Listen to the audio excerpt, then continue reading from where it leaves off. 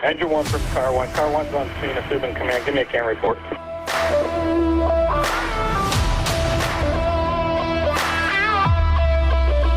What's going on, everybody? This is Mike Goldstein, Stickers of the C.A.N report. Nozzle Tov, everyone. I have a great guest today.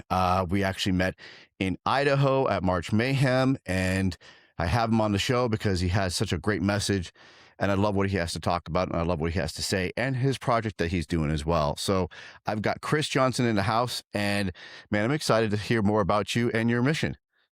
Yeah, thanks, Mike. I really appreciate it. Yeah, like you said, Chris Johnson, Twin Falls, Idaho. I work for Rock Creek Fire District as a driver operator.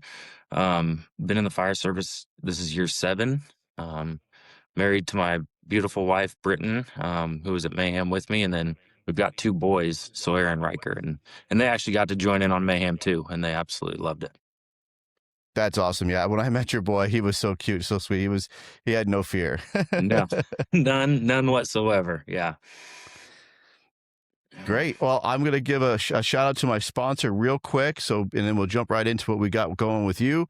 So I love to give a shout out to my sponsors. The Kitchen Table Foundation has been doing great things. The Kitchen Table Foundation is a nonprofit organization out of Arkansas. They're actually starting to spread chapters elsewhere, but it was founded and based in Arkansas.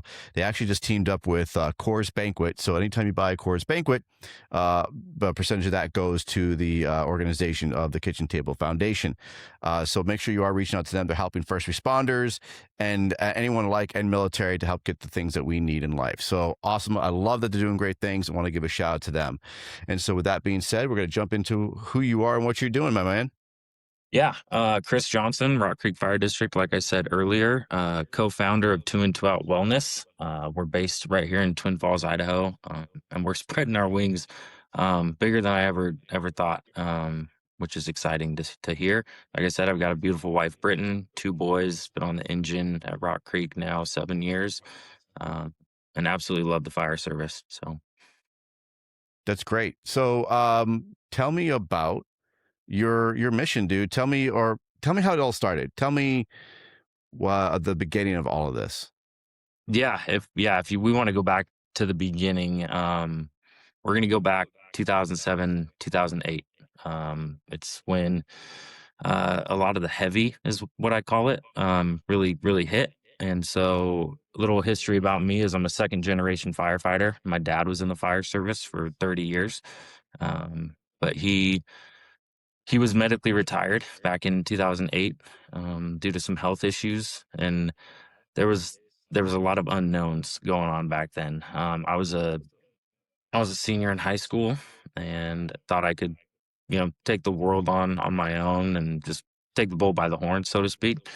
And it really tore my family apart. My parents got divorced. He actually ended up in jail twice, just due to some decisions that he made after retirement. I actually started seeing a therapist then, but ultimately still young enough to where you think you're good, right? You don't have to really worry about much. And so that's where a lot of the heavy really started. And I never really got the help I needed. And then my dad never got the help he needed. So fast forward to when I started becoming a firefighter and really starting this journey. My dad retired as a fire marshal / battalion chief in the department he was at. And so that bar was set really high, and I always had that bar set. I never slowed down. I always had to keep being better and continue to just be the best. And that just wasn't in the cards for me. My depression started to hit. I started drinking alcohol and to shut the world off, and then drinking energy drinks to turn the world back on, just to continue that cycle of continuous just go mentality.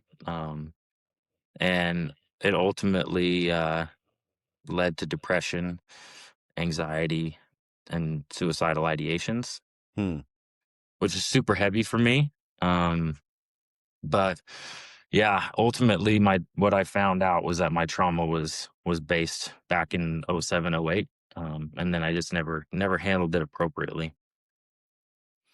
So you had this trauma that went on from your childhood, Yeah. and then did it continue on also into your work as an adult in the fire service?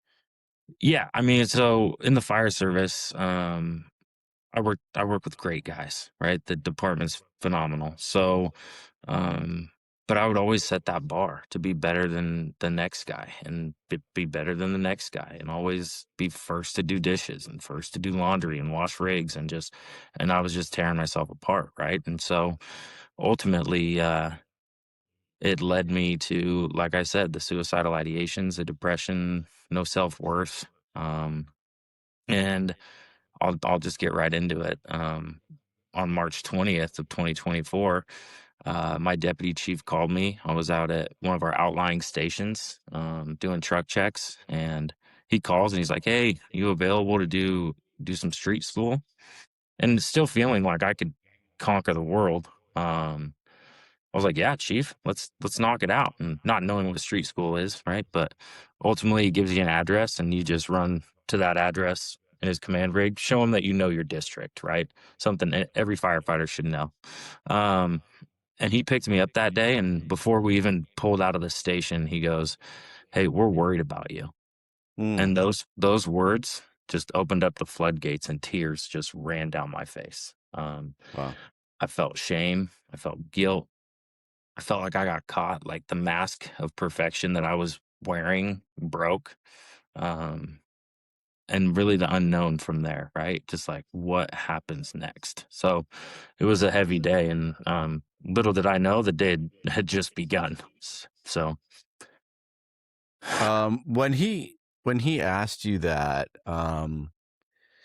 obviously you were taken by that. You were kind of taken off guard, right? yeah, Did you feel anger? Did you feel betrayed? Did you feel the initial reaction? You know, like, because some people handle that differently, right? Like yeah, when you least expect it and something like that, you're like, first, maybe some people might think, "Oh, man, you really care about me. Thank you so much." And like you said, you felt embarrassment. yeah, And I'm just thinking about myself. If somebody approached me, I think I'd probably would have the same thing. I think I'd probably would start bawling my eyes out. But I think I'd also feel anger at first because, like, wow, you really blindsided me thinking that you wanted to test me on something, and here you are, approaching me yeah, because I have some kind of instability going on in my life. yeah. And really, Mike, my cup was so overfull at that point that anger, wasn't really there. Hmm. The emotion was so heavy that crying was really just the release for me. And then it didn't hit me until a few days later where I was actually like angry, where I could gather my thoughts. Because once I got picked up by my deputy chief, he took me in to station one, where where our fire chief is, where it's our staff station. Um, and I sat down in the fire chief's office, and I couldn't even take my sunglasses off because the tears just continued to run, like turning on a faucet. And so, Yeah. um, my chief gave me a couple options. He said, you can go to Deer Hollow Recovery, or you can go to the J Foundation, which is just um, a mental health and suicide awareness um, organization we have here in town. And thinking that I could still throw that mask back on and work through it, no problem. I chose the J Foundation, and so um, I got taken over there that day. Like I said, removed from shift. They brought in another driver, no questions Hmm. asked. But feeling like I could still just kind of walk, like brush my shoulders off of this weight, I was taken there, and and then again, the day continues. But yeah, it was tough. What were some of the things they were picking up? Um, well, so it started the night before. I sent my wife 3 TikTok reels on suicide, and I said in one of them that I'm only here because my kids are here. I'm only here because I've got a good family. I can't control my thoughts, you know. And she took that as a red flag. And so behind the scenes, my wife took it upon herself to call one of our other firefighters and get this ball rolling, Hmm. to get me the help that I needed. Wow. Wow, Mm. that's pretty upstanding of your wife, like to take that initiative and make that call to to your chief and to your brothers and sisters in the fire service, because we're obviously we're alpha males, and we want Mhm. to we don't want to admit to that weakness, and our wives know how embarrassed we are, and you don't overstep your bounds when it comes to to work. And um how much of a struggle when did you immediately approach your wife on that, or did you wait afterwards? She didn't know yet. No, so the department kept her in the loop throughout the day. They knew that I was picked up by my deputy chief and I was safe in that regard. Um, and then that I was taken to the J Foundation, where I was safe and valued and seen and heard that day. And then it got to a point where I finally asked for my wife. It was mid afternoon by that point, and I asked to see Britton, and she showed up. She was there. And with that, we had a chance to talk privately, and she said that, she felt like I need to go get more help, deeper help, right? Dig into the box, so to speak, and get out a lot of the pain that I had. And so that's where we made the decision for me to go to Deer Hollow Recovery Center, a 40-day recovery center in Draper, Utah, where they specialize for first responders and Hmm. veterans struggling with PTSD, suicidal ideations, anxiety, depression, all the things. And of course, being alpha male, like you said, I tried to make up every excuse in the book not to go. I've got Mm. this, I've got that. What about the boys? What about you? What about everything? And she put all that aside and said, "No, I this is what's best for both of us." And she said, if you don't go, I don't know if you'll be okay, but if you do Yeah. go, we'll all be okay, meaning the family as a whole. And um, so we loaded up.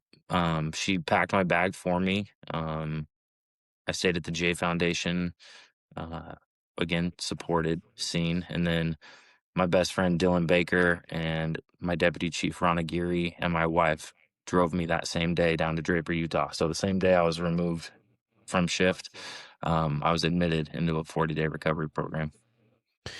Um, Before any of that, did you have a plan? Were you actually contemplating something serious, or were Yeah. you just talking about it? I mean, there was definitely talks and there was thoughts and there was a plan in place of what I could do and how I could accomplish it. The action never came, but the thoughts and the emotions and the feelings were there.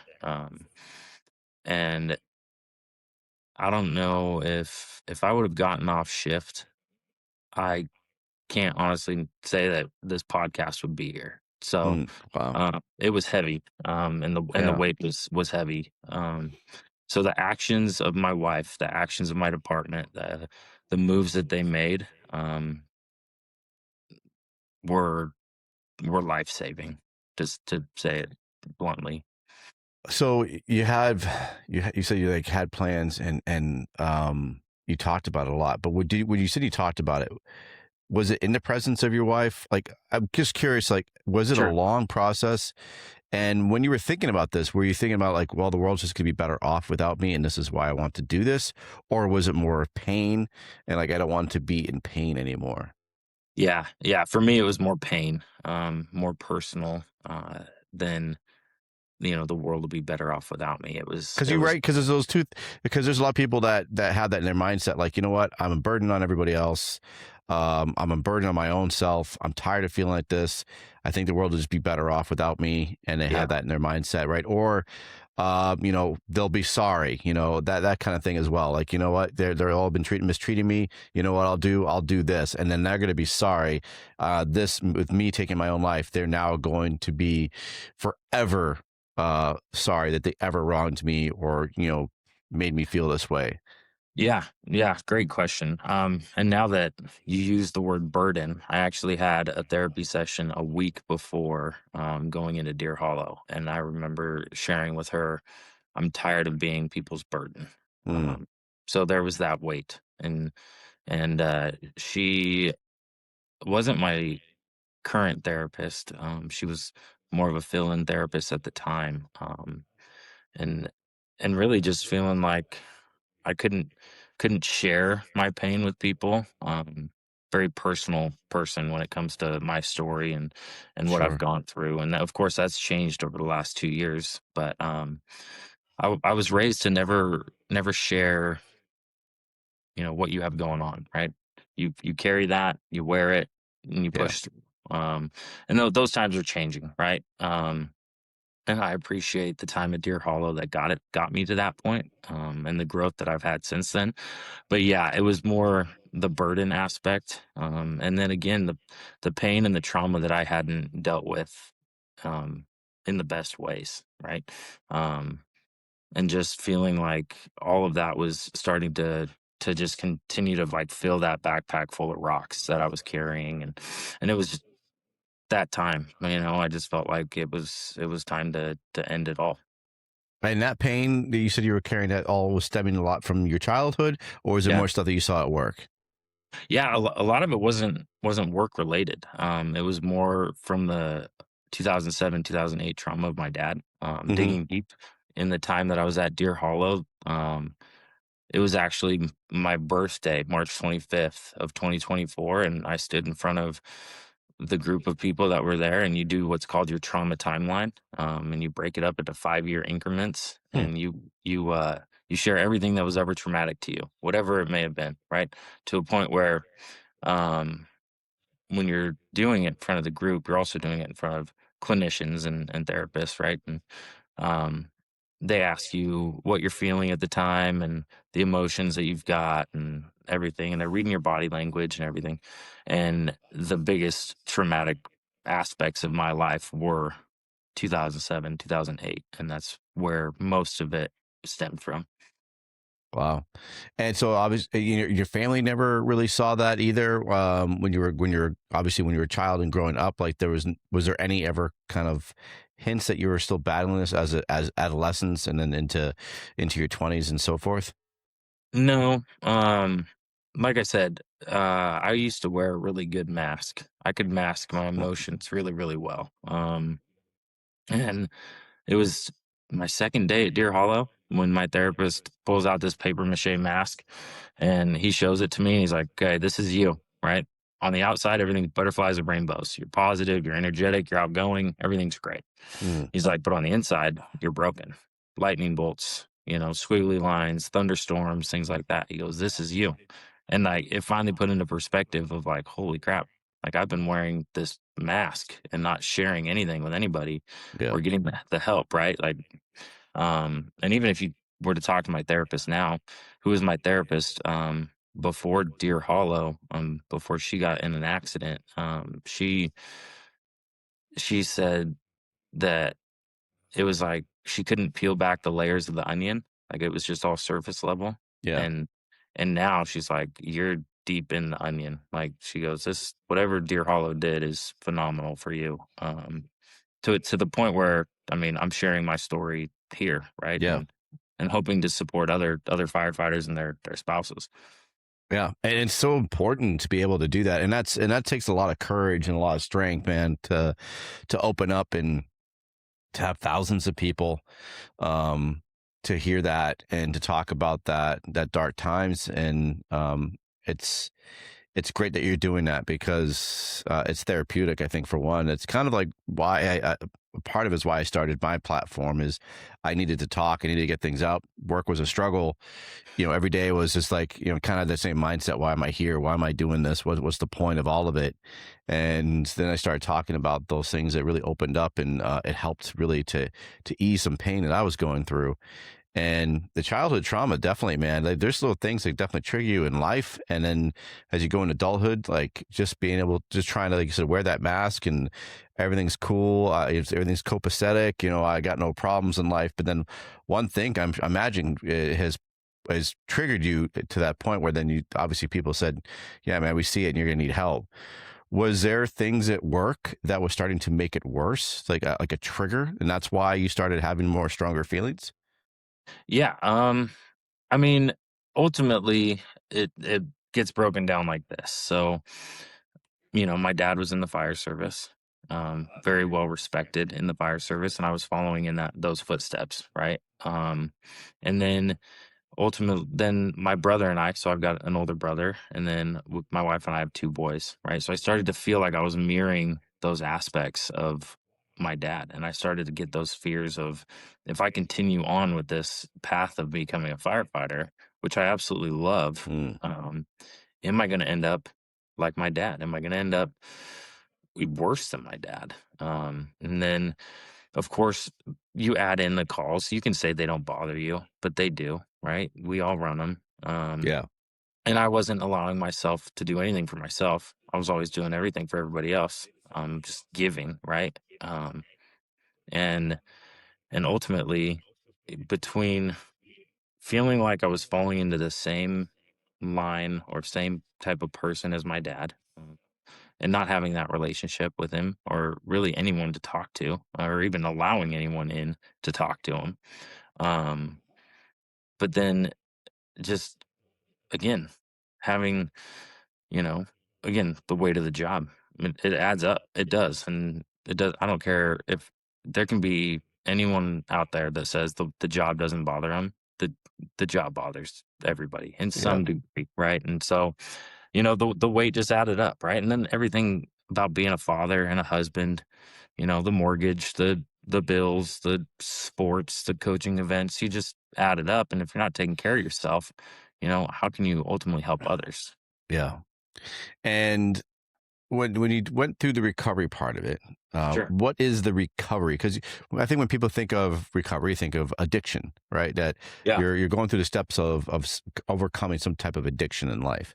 So for the mental health aspect of it, because you didn't go in for addictions, so hmm what is the recovery part of it? Yeah.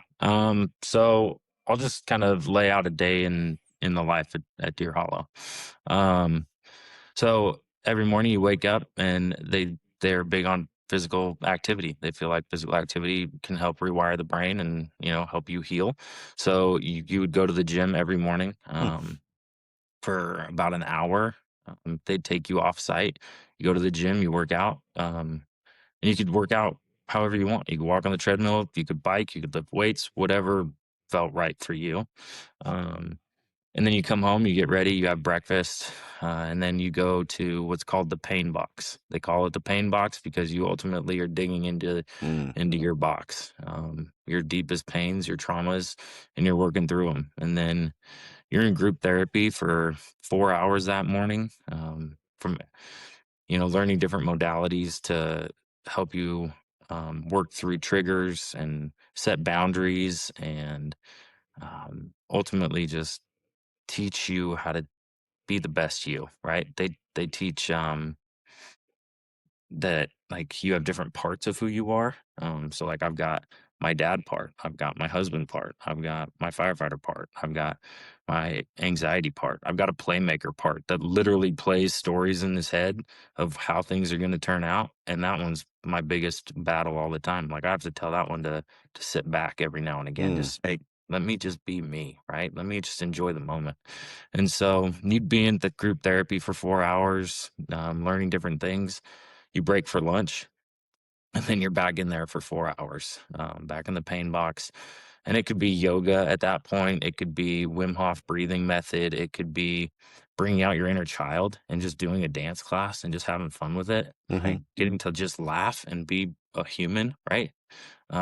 And then you break for dinner, uh, and then you have a group meditation at the end of the day, and usually, some homework or classwork for the next day, and then you're in bed and you run it back again every single day, 6 days a week. Sunday was a little bit more of a break, but you ultimately still worked on you, and everything that you worked on was to better you as a person, help you break out of whatever trauma you were in on. So it was about week 3 for me, and I shared uh, to the group about the trauma of my dad, and mm, ultimately feeling like I had to keep all that on and wear that, and just that was who I was, um, and get through this world on my own. And it ended with a massive, like, one person giving me a hug and saying, "I'm here for you," and just holding on to me in this room that I've been in for 30 days at this point, Hmm. right? And so then another person came up, and so then there's 3 of us hugging, and they said, "I'm here for you." And by the Wow. end of it, the whole class is surrounding me and saying, "I'm here for you." And that was the moment that broke me out of being a 17, 18-year-old kid feeling like I had to carry this baggage, and um, realizing that it's not weak to ask for help. It's not weak to share what you're feeling with people, because ultimately people want to help you, right? Like, that's what we're in the service to do, is we're there to help people on their worst day. So why can't we ask for help when we need it? And ever since then, I felt more free. I feel like I'm more who I am. I've found things that I enjoy. I jumped out of a perfectly good airplane last year for the first time ever, and just put me first. That's And awesome. yeah, it's 40 days seems like a long time, but when you break it down, there's 365 days in a year. So you have 325 days left within just that year to continue to work on you, right? And it's it's then great for forever after that. I get to be more present with my kids, more present with my wife, more present for myself. Yeah. So it's been phenomenal. That's cool. And then so now you're doing well, you're loving life, and you know the facility did what it's supposed to do, and help you with your life. And then it seems like you're really prideful of what you've accomplished, which is amazing, and you want to give it back. And so the new life that they've given you, you've trying to give new life to others. And so you have a company or organization that you've developed. And what is that? Yeah, absolutely.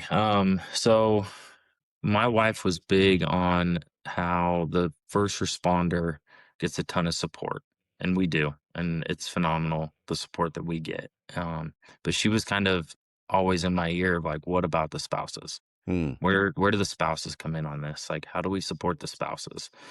And I mean, she didn't nag about it, right? She just, in conversation, just like, hey, what about the spouses? Like, what can we do? Like, and she was supported by our department full-heartedly while I was gone. And so we just kind of played around with the idea. We talked about it. We didn't know exactly what that would look like, but we have a term in the fire service, 2 in, 2 out, right? I mean, most departments don't have the staffing to be able to do that. But we've we've redefined what 2 in, 2 out stands for, because when we sign on that dotted line as firefighters or first responders, our spouses sign along with us. And Yeah. a lot of them don't know what they're getting into. Um, Crappy shifts, sleepless nights, Yeah. the stress of being a single parent while we're on shift, all of that, right? But within 2 in, 2 out, when we sign on that dotted line as a first responder, our spouses sign along with us. So the two of you are going in to the service together. And our goal within 2 in, 2 out is that the two of you come out better, stronger together. And that's our definition within 2 in, 2 out.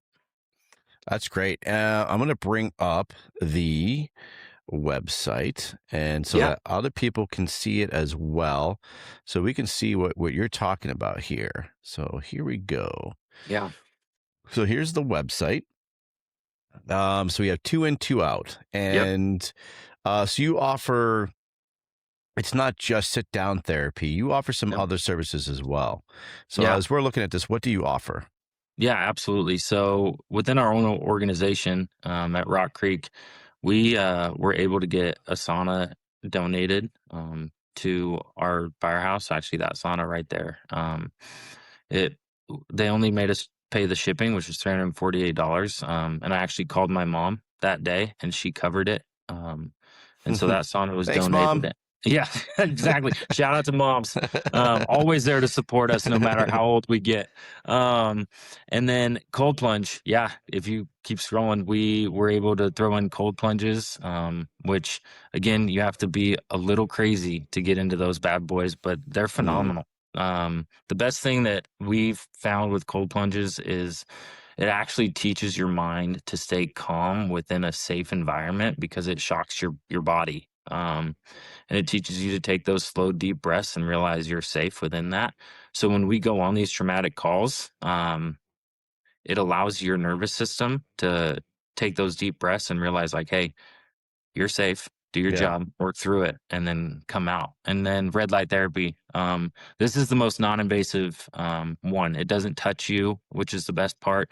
Um, you don't get wet, you don't sweat, anything like that. I actually have a red light panel just to my left in our office, and it's phenomenal. It helps with blood flow, circulation, sore muscles, recovery, joint pain, all the things. And then again, massage chairs, which help again with sore muscles, relaxation, PTSD, everything like that. And then we have partnered with Dairy West on nutrition. And when a department chooses to do those four modalities, the sonic, cold plunge, massage chair, and red light therapy, they get 6 pre-recorded Zooms on nutrition, because what we're finding is that as first responders, we don't know when our game day is like a professional athlete, and we need to fuel our bodies like a professional athlete, which we're all terrible at. Let's get real. The community loves to bring us candy and sweets and all that stuff, but we do the best we can. And then as hot and steamy as this photo is, the family and connection support. This is where our connection boxes come in. This is where the first responder and the spouse dig deep. They ultimately get a box at no charge to them. We ship it to you completely free. But you're going to get deep into your relationship. You're going to be more vulnerable. You're going to ask open-ended questions. There's a little candle in there. There's That's nice. trauma related essential oils in there that help with relaxation. Well, And I feel everything like now that. that connection box is going to get a little too connection. You know what I'm saying? Like you got Yeah. candles and scents. Hey, And you know what? We can go there if we it's going need to be to. the boom box. Yeah, we're gonna have to rebrand that for sure. The connection box, absolutely. I mean, it connects relationships on that deeper level, which can lead to building a bigger family. Absolutely. That's a great way to put it. Leading to a bigger family. I like that. Very well put, my friend. Oh man. And you got all the resources on here as well. Everything. And so those there, you got your partnerships going on. Yeah. Which And actually the partnerships need to be updated. We have had great success since Mayhem. nice, great. Yeah. Ada, Boise, had conversations with Boise, Meridian, Caldwell, Eagle, Washington State, California. Oh man, Utah, Nevada, Kentucky, Illinois. I mean, the list goes on, man. I mean, I had a goal when we started this organization, technically on January 1st of this year, to have the 6 stations within the Magic Valley where I live, the full-time combination departments, have the modalities. And I'm confident to say that we will hit that. But now I'm more confident in saying that we will most likely be in 4 to 6 different states. That's awesome. That's fantastic. Congratulations, my friend. Thanks, man. That's awesome. So you got a donate button here. You got a couple of different options that you can do if anyone's curious. You can donate one-time gift to help with their families. You got a monthly selection, and you have in-kind donations, and then you have a donate button on top here. That's great, man. I love what you guys are doing. And I love that this real personal attachment, and you even keep it real right here. Like you have your intake photo of like the before and after, right? So you have here your mug shot before you know when you're going in, and then 1 year later, man. And I mean, that's what a beautiful picture of you and your boy. Yeah, that's Riker. That's the one. If any of you guys saw us at Mayhem with you, Mike, when we gave that Mito panel to that fire captain out of Salt Lake, Riker was right there with me. He wants to be a firefighter more than anything in the world. And like I shared then, if we can get these resources spread out across the nation and even the world, I'm happy for him to join in this fire family. Yeah, it's great, dude. I love what you guys are doing. And so how do people now utilize those resources? Because obviously it's in Idaho. So, do they make appointments, or do they just walk in, or how does it work? Yeah. So really, we're just trying to get those wellness resources into firehouses across the nation. So if they have any interest, we have an interest form on our website that they can reach out, or they can email us at twoandtwououtidaho@gmail.com. And my wife and I are the ones emailing you right back. You're going to get a generic one that says, we're a nonprofit, da, da, da, da, da, that my wife made up because she's the brains behind the operation. But ultimately, the cost of all four modalities should be 25 grand. And through partnerships with Mito Red Light, Golden Design Inc., and Infinity Massage, we've been able to get those in under 10K, under $10,000. Wow. Yeah, which is huge. And then the support that we've already had through donorships and sponsors and grants and things like that have been hugely beneficial. But because of the price knockdown that we've already been able to get, we go directly into that department and see what they can do, and then we try to figure out what we can come up with after that. Wow, that's awesome, dude. And so now, when you came back to work and you Uh, finished the intake and you finished your program, how did it feel to be at work? And did it feel a little awkward, or did you feel like people were kind of like, talking about you, or feel like the eyes were on you when you're doing your work? Yeah, so I touched on that playmaker part earlier, right? The one that plays stories in my head of like how the future's gonna play out. And actually, I went to a therapist here in town, and worked through that before I even went back into the station the first time to see the guys. I had a lot of fear, a lot of anxiety of what they thought. Did they think I was going to be weak? Was I going to be able to do the job?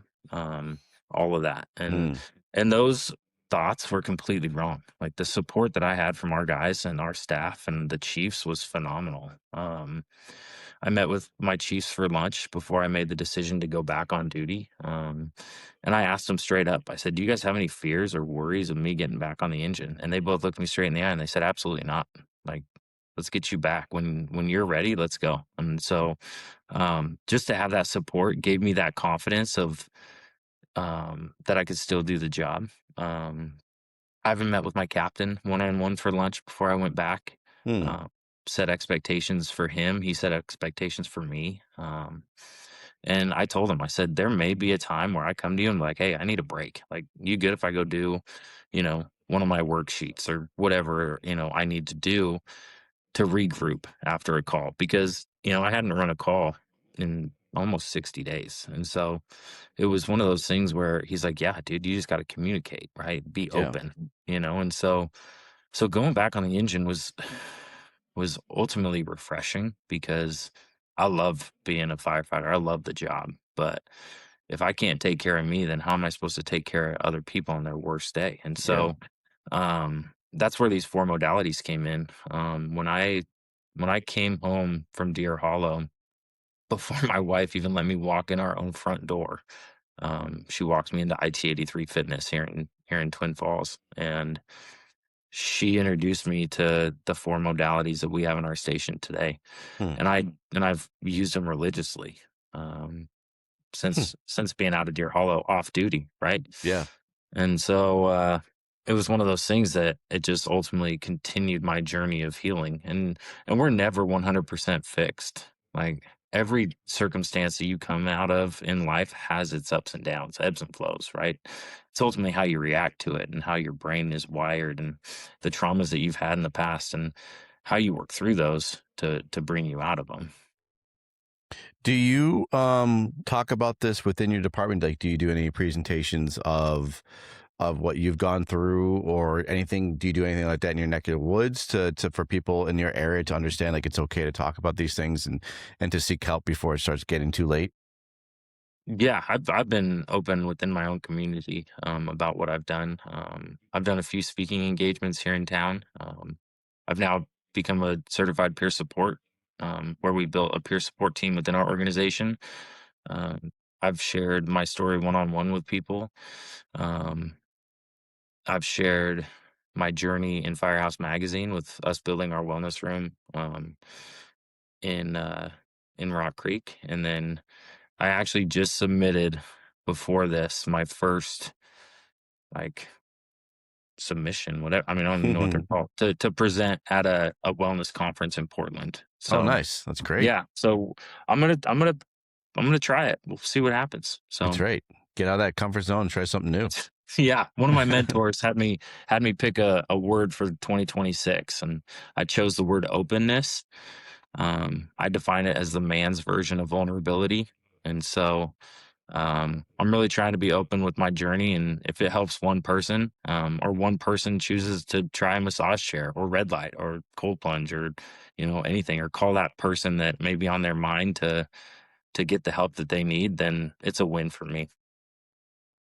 I think that's great, man. I just absolutely love a success story, and then the fact that you're actually giving back to help others who need that help. That's always the most important. That it's resonated with you so much that that you came from that place and you want to give something back to help others. Um, and how often does it get used? Do you think people are actually taking those resources and using them, or are they still a little reluctant? Yeah, I mean, at first we had a couple people, be reluctant to what we were doing, right? Within anything, right? There's always reluctancy in anything that anybody chooses to do. But I'm proud to say that we have had every full-time member, to my knowledge, use our wellness room, and then even our volunteers use it. Hmm. And then like I said, ours is open to our spouses, and I know that C shifts spouses have used it. And I know I use it every time I'm on duty. At 5 o'clock, it's kind of like our breakdown time for the day, right? Start wrapping things up, cook dinner, get ready for bed type of thing. Sure. I go jump in the massage chair for 20 minutes to kick the red light on, and then I hit the cold plunge right before bed. And so I know I use it every day. And we got a couple guys on C shift that are all about it. My captain's all about it. And so I know it gets used, but it also in the fire service sometimes gets forgotten. But you know what? It's there for people to use. And when they're ready, it's, go use it. Go better Yeah. yourself. That's great, man. That is fantastic, dude. Yeah. And I just love that it's, again, like you said, it's growing. You're starting to get more out of there. You're starting to get people that actually want to reach out to you more and to hear that story. And man, again, the hats off to your wife for actually making that change and seeing something and not waiting for it to get bad.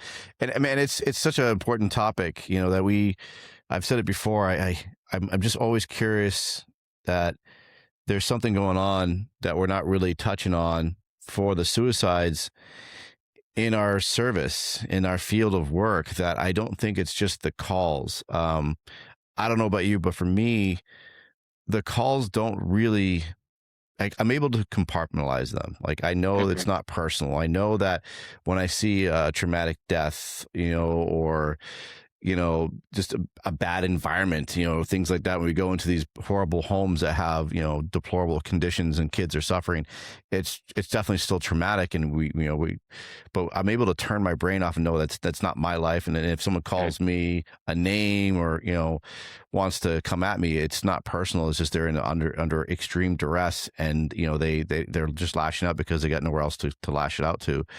Yeah. But for me, it was always the stuff that went on in my private life that was really struggling. I was trying to get out. And I just feel that also with workplace as well, that was another factor of, like, yours was different, but I feel that there's more of this, when I've talked about before, the workplace toxicity and bullying in the fire service. I do feel that, that's somewhat of a leading cause of why either people are quitting or they are quitting on life, and that there's no way out because they don't want to leave the fire service, but they can't stay either. And so that's the only two options they got. And Yeah. I think we need to dive deeper into that and finding the why behind that, because a lot of times no one's leaving notes. All of a sudden there's this, you see a Facebook post, and we're all pretty observant, pretty smart. We know that when you see a Facebook post or a social media post that such and such passed away unexpectedly last night, Hmm. that's not because it was a line of duty death in a fire. It's usually because, you get the news a couple days afterwards that it might have been a suicide, and then you find out, they release the actual truth. I give credit to departments though that are extremely straightforward, and I think that's really because it's really important to address it and not hide it. That this suicide doesn't live in a vacuum, and this stuff, usually work is tied to it. And I do applaud the departments and or the families that make sure it's very apparent that this is because of suicide. So we don't go jumping to conclusions, but they also want us to get help. And they're going to be that spokesperson for their member who lost their lives due to suicide and say, no, this was because of this. It was not it wasn't an accident, in a car or a line duty death falling through a roof or something like that. This was because they had no other options and they took their lives. I do think that's incredibly important when departments are honest, or when families are honest within the fire service community, say, yes, this person lost their lives because of this, and I don't want you guys to repeat it. Here's what happened, and this is what we found to be some of the root causes. So I think it's like we do OSHA studies, we do the firefighter rescue survey, we do firefighter mayday survey. And I think the next step, honestly, is a suicide survey. And it might sound dark, but we need to start figuring out how we can save our brothers and sisters. And I feel that survey needs to start happening so we can figure out what is some of the leading causes of why they feel that there's no other options in life. Yeah, no, I agree. I mean, we hear 22 veterans a day take their life to suicide, and that number is alarming, right? So we definitely need to make it a point to figure out what's that deeper outlying cause. Why do members feel this way? Yeah. Why do they get to that point? But then again, it's also to the members that it's okay to reach out to them, right? If you think somebody's struggling, like I was, I mean, I had people come up to me and I was a complete dick to them. I was like, don't touch me, leave me alone, like knowing that I was at my breaking point, but I was pushing them away, right? Yeah. And they pushed back because they knew that I wasn't all right. And ultimately, to a point, you got to do that.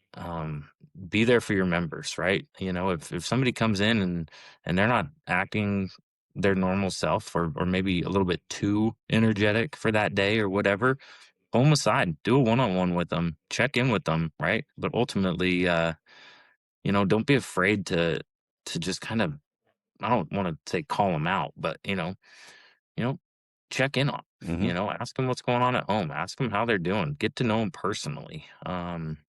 Because you're right, we're losing too many within the first responder world, within every sort of organization. I think life's worth living, right? Yeah.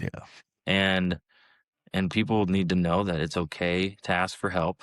It's okay to reach out. It's okay to get the help you deserve, and to put yourself first. Because I try to live by this quote: if I can't show up for me, how can I show up for anyone else? Yeah.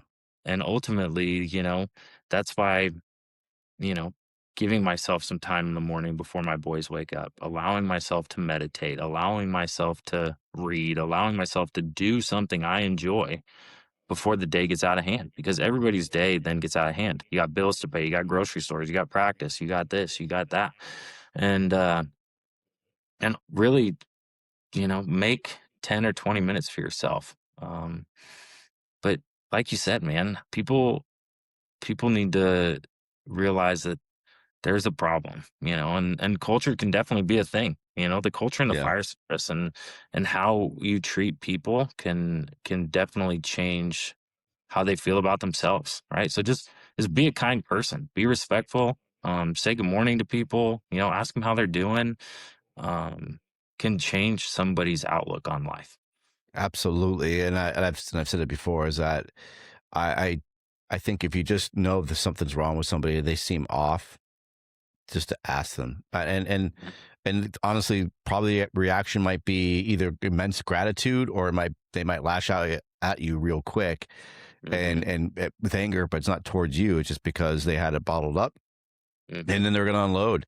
And the best thing you could do is just like you're doing right now, just yep, yep, and just nod your head and just let them talk, and you just listen. And then, man, that's all sometimes it takes, is somebody to actually listen to them. If it's somebody's, if people just took that time to just take a moment to sit and talk with somebody who they think is having a hard time, that could save their life. Because that's usually, those are some things I've heard. Like, man, if somebody just said, "Hey, are you okay?" it would have gone a different way. Yep. And that's all it takes, is just to be kind to one another. It doesn't, you don't have to be in the fire service for that. Like, No. it could be anybody, and Yep. just to be kind to one another. Yeah. And with everything going on nowadays, I mean, social media, the news, everything, like, we get fed a ton of negativity. So Yeah. it's like, just smile at a stranger, man. Like, I mean, say good morning to somebody that you don't even know. Like, help somebody with their groceries. Like, it doesn't have to be this big, huge act of kindness, but you don't know what other people are going through. You don't know their story. You don't know their baggage. You don't know any of that. And ultimately, they're going to be grateful for it. Yeah.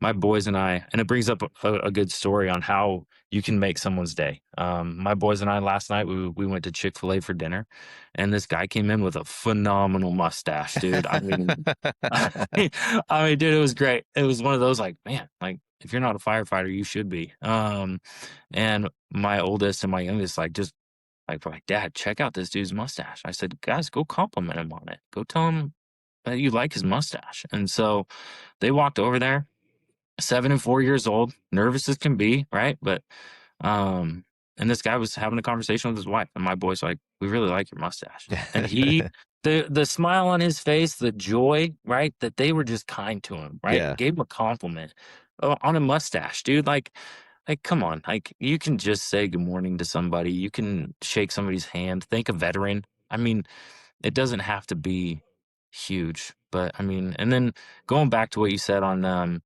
if if you check in on somebody and they get angry, like if they get upset or whatever emotions they may be having, I try to live by this also. The way people react is out of your control. How Mhm. you react is in your control.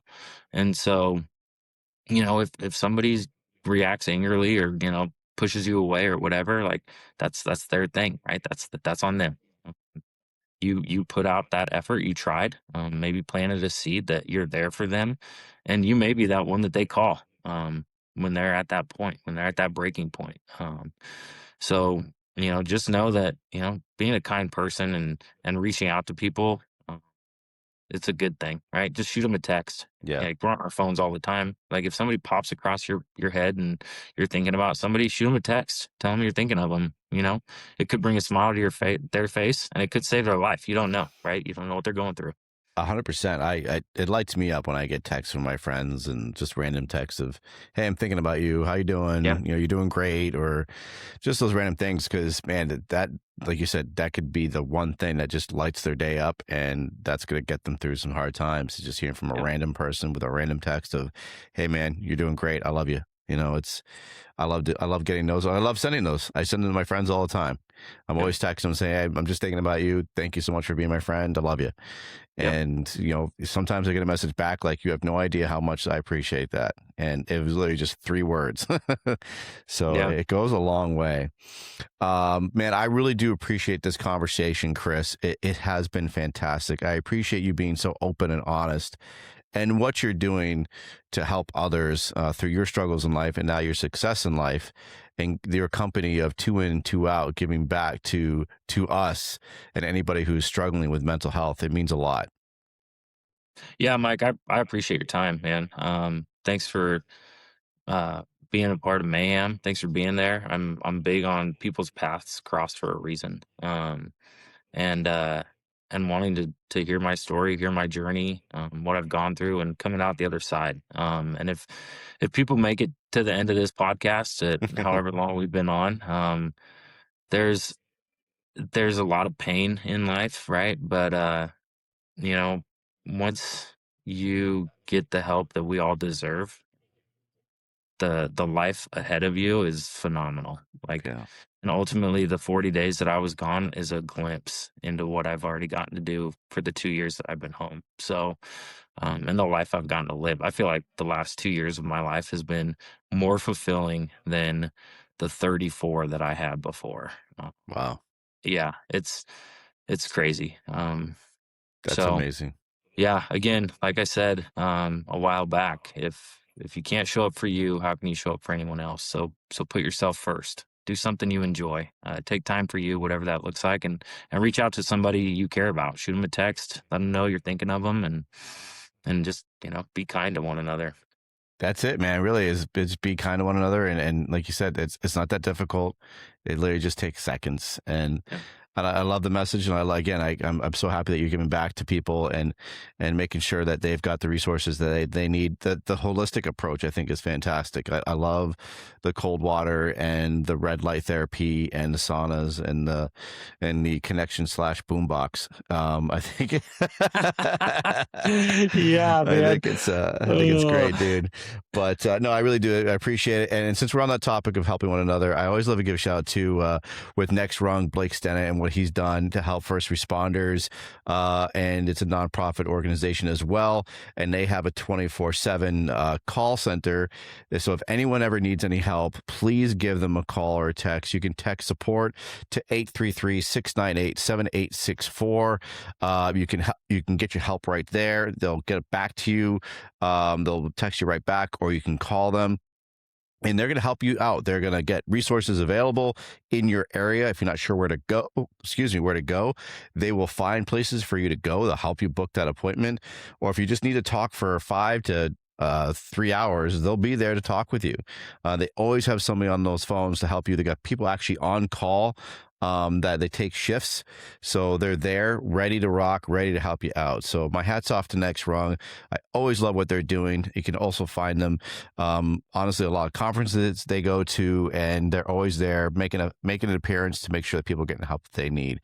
And just like Chris, I really do appreciate the help that you're doing for others who need that help as well. So 2 in, 2 out. Make sure you check them out. Again, we were on their website, so you can go to website 2in2out.idaho.org, and you can see all the things that they're doing. And I love that you have nutrition on there as well. All the resources that you would need. They have their full article about what the business is about. So please reach out to them if you have any questions. And with that, dude, do you have any other resources for people to get a hold of you if they need to get a hold of you? Yeah, our website, like you said, 2in2out.idaho.org, but my wife started our social medias before she left on their 23-day Mexico yoga instructor course. She started those, so 2in2out on Facebook. I think the C.A.N follows us. Sure do. Give us a click on there. You're just going to see like our profile pic for now, but tons of stuff to come. Like I said, we started back in January, and the impact that's already been made has been huge, and we're just beginning. So check us out on social medias, 2in2out, or shoot us an email and just introduce yourself. I'm happy to set up phone calls and share with what we're doing to your department, whatever that looks like. Excellent, man. Love it. So with that being said, you all take care, stay safe, and here it comes. Nozzle Talk. What's going on, everybody? This is Mike Goldstein, Stickers of the C.A.N Report. Nozzle Talk, everyone. Got a new sponsor alert. Happy to announce that we have Industrial Protection Services LLC, or IPS, joining the team, a family-owned provider of firefighting equipment, tools, and service solutions headquartered in Salem, New Hampshire. IPS works with fire departments, municipalities, and industrial teams across New England, helping equip firefighters with the gear they rely on every day. From SCBA and breathing air systems to turnout gear, rescue tools, flashlights, hoses, nozzles, and more. But what really sets IPS apart is their service. Their team provides an on-site support, including SCBA flow testing, hydrostatic testing, compressor maintenance, fit testing, and hands-on training, making sure equipment isn't just purchased, but properly maintained and ready when it matters most. With decades of experience and a strong presence throughout New England, IPS has built a reputation for being more than just a distributor. They're a trusted partner to the departments they serve, focused on keeping crews safe, compliant, and ready for the fire ground. To learn more, visit ipp-ips.com. Nozzle Top.